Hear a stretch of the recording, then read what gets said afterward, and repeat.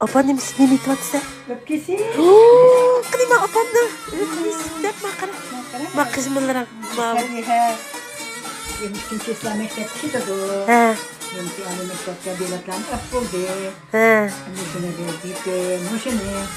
Ne diyen tamaklarını. Kıttıray dedi ama. Yapçasın. Köpçe sörtü yap koydum. Onu bir gün sapırım. Aklıma yok. Buna biz geçip kaptık. Öfkeni apam pişirip hep tuttu canım. Maylar ketik de dedi yap bakar ettirdi.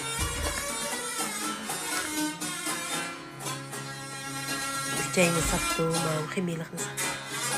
Dur öyle paramız ne yapar?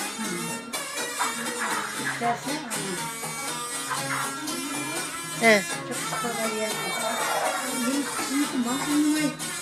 Peyzmağda köp durvasa.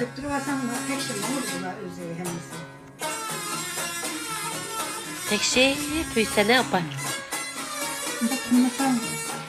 Öpkeden bir şeyle kıymak. Teze? He.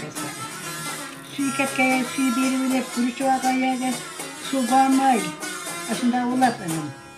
Buraya boş, buraya çamurlat. Aslında tek şey. Bile kıttı ziveti tutacak malari. Çıraylık kuyuldu. Peyz bakayını da ısıyık bir genki sokakta mı?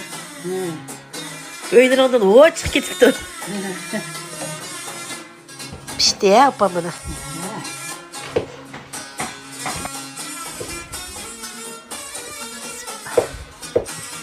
Üççeyi pek çıraylık koyulup ducum abla. Koyunum ki, mandak yeri, tek yaman uzun çıkıyor mandak yeri için. He.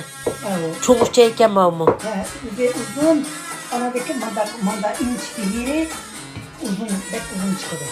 Sonra bereket kaladı onu. Wah, mabukis karangan, hindi usip kiti. Ukis pang pista mapa. Pek uksangan ceraya.